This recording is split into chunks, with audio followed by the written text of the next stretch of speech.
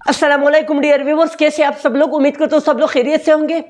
All glory be to Allah, there is no God but Allah and हज़रत Muhammad सल्लल्लाहु अलैहि वसल्लम is the prophet of Allah. So आज की video में हम लोग जानते हैं simple sentences, compound sentences, complex sentences और कंपाउंड कॉम्प्लेक्स सेंटेंसेस के बारे में। सो टाइम को वेस्ट किए बिना शुरू करते हैं वीडियो को। तो सबसे पहले कंपाउंड, सिंपल और कॉम्प्लेक्स कंपाउंड सेंटेंसेस को जानने से पहले ये ज़रूरी है कि हम ये समझें कि सेंटेंस किसे कहते हैं, क्लास किसे कहते हैं, फ्रेज किसे कहते हैं।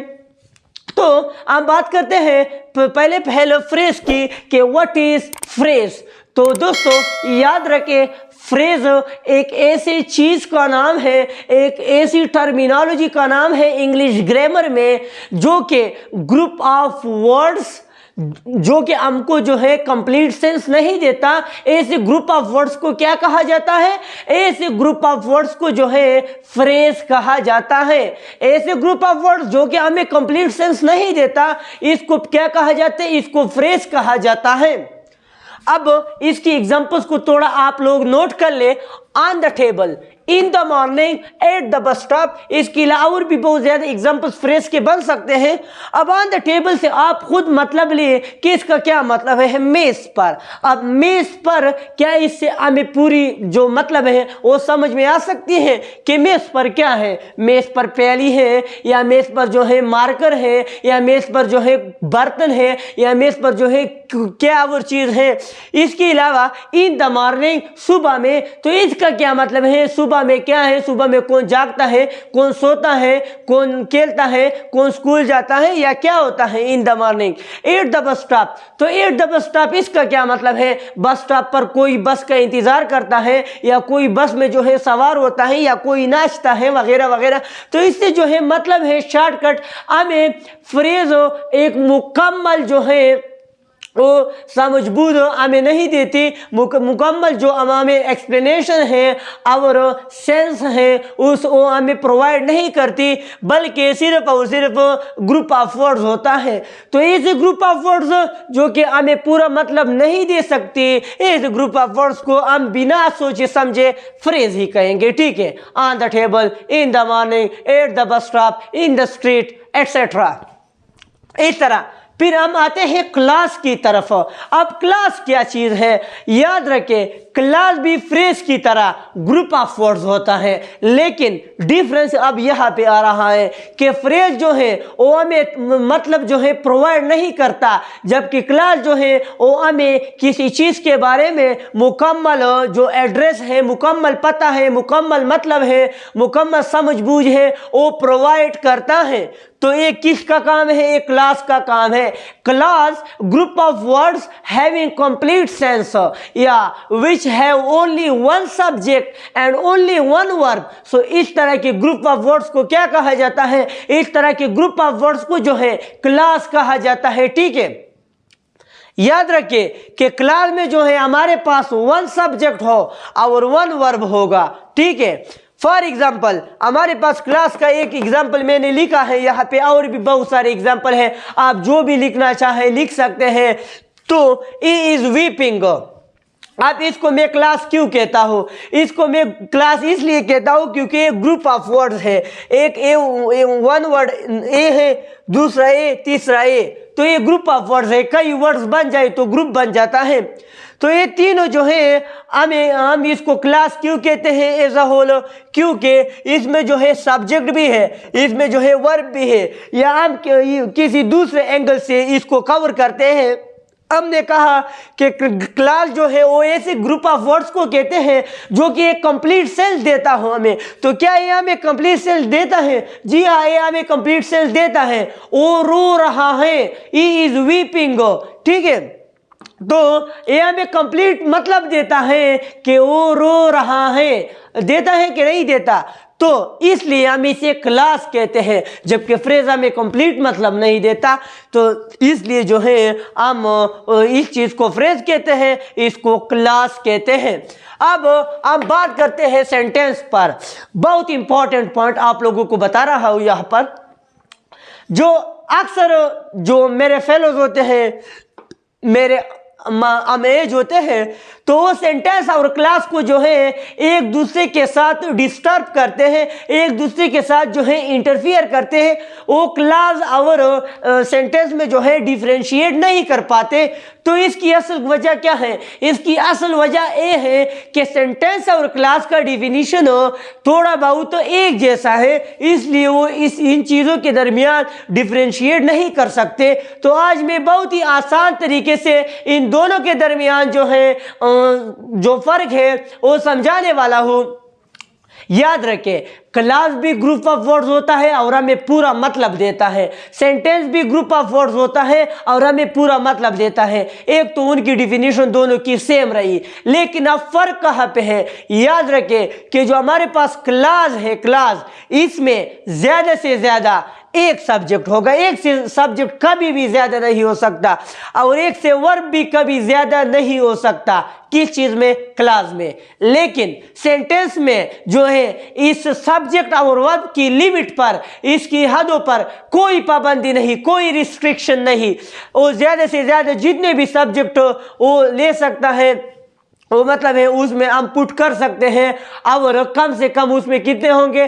कम से कम सब्जेक्ट सेंटेंस में 1 होगा और वर्ब भी 1 होगा। लेकिन ज़्यादा से ज़्यादा वो जितना चाहे वो उसमें जो है इंक्लूड हो सकते हैं। तो यही सेंटेंस और क्लास के दरमियान बुनियादी फ़र्क है कि सेंटेंस में ज़्यादा एक से ज़्यादा सब्जेक्ट और वर्ब हो सकते हैं, लेकिन क्लास में जो है एक से ज़्यादा सब्जेक्ट और वर्ब नहीं हो सकते। तो इसका मतलब ये है हमारे पास कि सेंटेंस में एक या एक से ज्यादा क्लास हो सकते हैं, लेकिन हाँ क्लास में जो है सिर्फ और सिर्फ एक सेंटेंस होगा, क्योंकि ये हमारे पास क्लास है ना, तो एक सेंटेंस भी है ना, क्योंकि इसमें जो है हमारे पास 1 क्लास तो है ना। मैंने यहाँ पे 1 सब्जेक्ट और 1 वर्ब तो है ना। मैंने यहाँ पे सब्जेक्ट और वर्ब को जो है नॉमिनेट किया हुआ है, तो और मैंने यहाँ पे ये भी लिखा है कि 1 भी हो सकता है, 1 सब्जेक्ट और 1 वर्ब भी हो सकता है। तो ये हमारे पास क्या है? हमारे पास क्लास भी है और हमारे पास सेंटेंस भी है। लेकिन हाँ ये हमारे पास जो है, इसलिए तो मैंने यहाँ पे सेंटेंस में ये एग्जाम्पल भी लिखा है, क्योंकि हमारे पास सेंटेंस भी बनता है। लेकिन आप यहाँ पे देखें, ये हमारे पास सेंटेंस है, लेकिन ये हमारे पास एक क्लास नहीं है। याद रखें, ये हमारे पास 2 क्लासेस से बना है, ठीक है। ये सेंटेंस एक है, लेकिन क्लास इसमें कितने हैं? क्लास इसमें 2 हैं। तो मैंने ये पॉइंट बताना है यहाँ पर कि जो हमारे पास सेंटेंस होता है उसमें जो है एक से ज्यादा क्लासेस हो सकते हैं, लेकिन एक क्लास में जो है एक से ज्यादा सेंटेंस कभी नहीं हो सकते। याद रखें। अब इसमें जो है एक से ज्यादा सब्जेक्ट कहाँ पर है, एक से ज्यादा वर्ब कहाँ पर है, तो आइए इनको नॉमिनेट करते हैं। तो ये है हमारे पास एक सब्जेक्ट और एक है हमारे पास एक वर्ब, ए दूसरा सब्जेक्ट और ए है दूसरा वर्ब। तो एक से ज्यादा हुए कि नहीं हुए? और ए भी एक क्लास है रेन तक और ए भी एक क्लास है। तो क्या ये हमें पूरा मतलब नहीं देता? ये हमें पूरा मतलब देता है। व्हेनेवर इट रेन्स, जब बारिश होती है तो क्या होता है? मैं जो है ब्लू कोट पहनता हूँ, नीला कोट पहनता हूँ, ठीक है। तो ये थी इनके दरमियान बुनियादी डिफरेंस सेंटेंस, क्लास और फ्रेज के दरमियानों। अब हम चलते हैं अपने लेक्चर की बेसिक जो टॉपिक है उनकी तरफ। तो अब हम बात करते हैं सिंपल सेंटेंसेस और कंपाउंड सेंटेंसेस पर। तो what is simple sentences? Simple sentences और basically those sentences having 1 subject and 1 verb. Okay, simple sentences किस चीज को कहते हैं? ऐसे सेंटेंसेस जो कि एक वर्ब और एक सब्जेक्ट पर मुश्तमिल हो, तो ऐसे सेंटेंसेस को क्या कहते हैं? Simple sentences.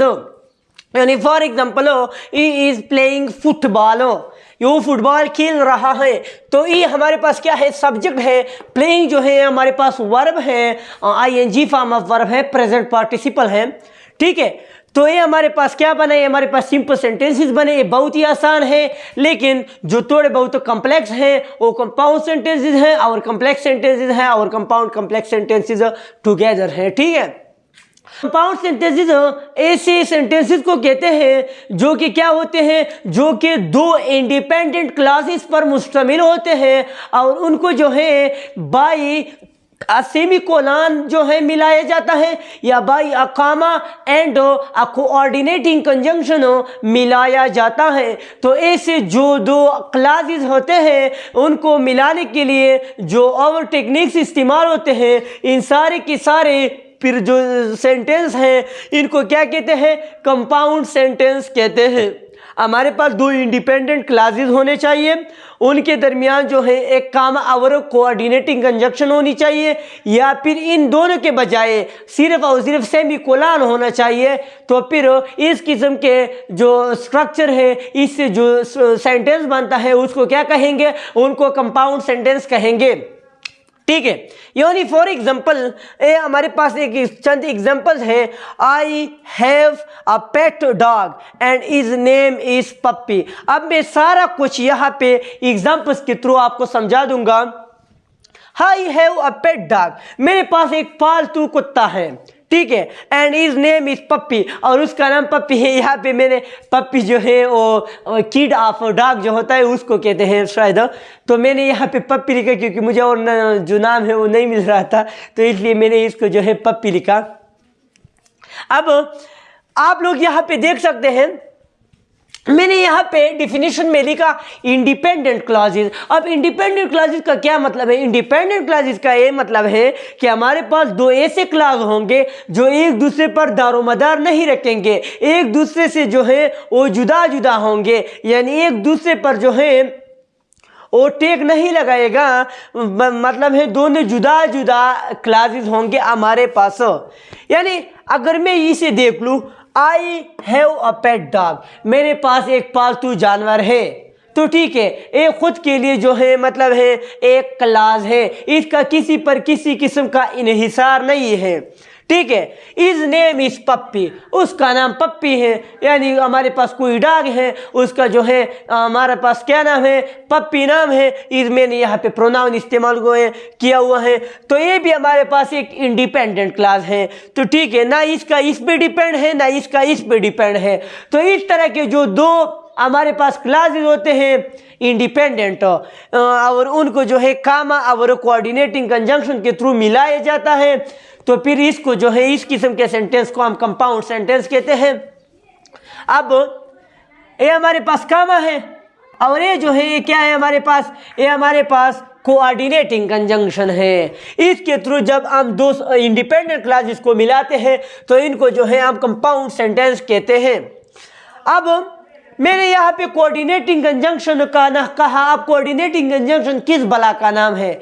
याद रखें हमारे पास जो पार्ट्स ऑफ स्पीच है उनमें जो है कंजंक्शन भी एक पार्ट है, ठीक है। अब कंजंक्शन के अपने टाइप्स हैं, कोऑर्डिनेटिंग कंजंक्शन, सब ऑर्डिनेटिंग कंजंक्शंस। अब जो कोऑर्डिनेटिंग कंजंक्शंस हैं वो कंपाउंड सेंटेंस में यूज होते हैं। अब वो कौन कौन से हैं, हम जो है इसको आसानी के लिए इस फार्मूले के थ्रू याद करेंगे, फैन बुआइज, ठीक है। एन का तो मैं मतलब भूल गया, एफ का जो है एफ से फार, ए से एंड, बी से बट, ओ से आर, वाई से यट, एंड एस से जो है सो, एन से आई थिंक नॉट आता है, आई थिंक। तो ये हमारे पास क्या है, ये हमारे पास कोऑर्डिनेटिंग कंजंक्शंस है। हम कामा और इसके थ्रू जो दो इंडिपेंडेंट क्लासेस को जब मिलाते हैं तो कंपाउंड सेंटेंस आता है। या अगर हम इनके जरिए नहीं मिलाना चाहते तो फिर हम क्या करेंगे, हम सिंपली जस्ट सेमीकोलन को इन क्लासेस के दरमियान लगाएंगे, तो फिर भी हमारे पास क्या बन जाएगा, फिर भी हमारे पास कंपाउंड सेंटेंस बन जाएगा। अगर हम इन दोनों को हटा ले, हैंड को हटा ले और जो है हमारे पास कामा है उसको हटा ले और सिंपली जस्ट सेमीकोलन को लगा ले, इस तरह का सिंपल है सेमीकोलन का, तो फिर भी हमारे पास एक कंपाउंड सेंटेंस बन जाता है, ठीक है। अब जो हमारे पास कंपाउंड सेंटेंस है, याद रखें जो इसका दूसरा क्लास है इसको जो है हम लोअर केस इसको जो है लोअर केस के साथ लिखेंगे। याद रखें, किस चीज के साथ लिखेंगे? लोअर केस के साथ। मतलब है किस चीज के साथ लिखेंगे? लोअर केस के साथ लिखेंगे। यानी जो हमारे पास इंग्लिश अल्फाबेट है वो कैपिटल में होते हैं और स्मॉल में होते हैं। तो हम एक दूसरे क्लास को जब स्टार्ट करेंगे तो उसको जो है स्मॉल लेटर के साथ लिखेंगे। क्यों? क्योंकि पहले अगर वो अलग एक क्लास था, लेकिन हमने जो है इसको कंपाउंड सेंटेंस में जो है टुगेदर किया हुआ है एक आवर क्लास के साथ, तो अब जो है वो एक ही सेंटेंस का पार्ट है। और सेंटेंस का रूल ये है कि सेंटेंस का जो स्टार्टिंग लेटर है वो कैपिटल के साथ लिखा जाएगा, बाकी कोई भी कैपिटल लेटर के साथ नहीं लिखा जाएगा। हाँ, अगर किसी सेंटेंस के दरमियान में आई आ जाए तो उसको भी हम कैपिटल के साथ लिखते हैं, जैसे कि ये यहाँ पर है हमारे पास। इसके अलावा किसी किस्म को की भी चीज़ को जो है हमारे पास इजाज़त नहीं कि उसको हम अपर केस के साथ लिखे, उनको जो है हम कैपिटल में लिखे। ठीक है, एक और एग्जांपल है, सी इज फेमस। वो फेमस है, मशहूर है, yet she is very humble. तो यहाँ पे मैंने कामा लिखा है और यहाँ पे जो है मैंने कोऑर्डिनेटिंग कंजंक्शन लिखा है। आप इन दोनों की जगह सेमीकोलन भी लिख सकते हैं। इसके अलावा आप यहाँ पे देख सकते हैं मैंने शी को भी छोटा लिखा हुआ है और इसके अलावा येट को भी छोटा लिखा हुआ है, लेकिन आपने जो है इस इंडिपेंडेंट क्लास वाले को देखना है। ठीक है, इसको आपने लोअर केस से जो है वो स्टार्ट करना है। यहाँ पे आई तो मैंने पहले भी कहा कि आई को जो है हमने कैपिटल लेटर के साथ लिखना है। तो ये थी हमारे पास क्या? Compound sentences. अब हम बात करते हैं कॉम्प्लेक्स सेंटेंसेस के हवाले से कि कॉम्प्लेक्स सेंटेंसेस हमारे पास क्या होते हैं, और इसके बाद फिर हम कंपाउंड कॉम्प्लेक्स सेंटेंसेस पर बात करेंगे, फिर हम जाकर वीडियो को एंड करेंगे। अब हम बात करते हैं कॉम्प्लेक्स सेंटेंसेस के हवाले से कि कॉम्प्लेक्स सेंटेंसेस क्या होते हैं, और ये जो है हमारी वीडियो के जो है आखिरी पार्ट है। तो कॉम्प्लेक्स सेंटेंसेस बेसिकली हमारे पास ऐसे सेंटेंसेस होते हैं जिनमें जिनमें जो है हमारे पास एक इंडिपेंडेंट क्लॉज होता है और कम से कम जो है एक डिपेंडेंट क्लॉज होता है। तो इस किस्म के सेंटेंसेस को क्या कहते हैं? इस किस्म के सेंटेंसेस को हमारे पास कॉम्प्लेक्स सेंटेंसेस कहते हैं। और इन जो दो क्लासेस हैं हमारे पास, इनको जो है किस चीज़ के ज़रिए कंबाइन किया जाता है, किस चीज़ के ज़रिए जॉइन किया जाता है? By with the help of subordinated conjunction, and these subordinated conjunctions are whenever, if, after, before, because, etcetera. तो ये हमारे पास क्या है? हमारे पास सबऑर्डिनेटिंग कंजंक्शन है। इनके थ्रू जो है हमारे पास इंडिपेंडेंट क्लॉज और डिपेंडेंट क्लॉज को मिलाया जाता है, और इनसे जो है फिर क्या बन जाता है? इनसे जो है फिर हमारे पास कॉम्प्लेक्स सेंटेंसेस जो है बन जाते हैं। ठीक है, तो ये है हमारे पास सबऑर्डिनेटेड कंजंक्शंस, आप लोग इसे याद कर सकते हैं। इसके अलावा एक दूसरा पॉइंट है हमारे पास कि जो हमारे पास कंपाउंड सेंटेंसेस होते हैं, याद रखें कंपाउंड सेंटेंसेस आप कन्वर्ट कर सकते हैं किस चीज़ में? कॉम्प्लेक्स सेंटेंसेस में। अगर आप जो सबऑर्डिनेट क्लॉज है कॉम्प्लेक्स सेंटेंसेस में, आपके पास जो सबऑर्डिनेट क्लॉज है, आपके पास जो इंडिपेंडेंट क्लॉज है, आप इंडिपेंडेंट क्लॉज को तो फिर पहचान सकेंगे ना एग्जांपल्स के थ्रू।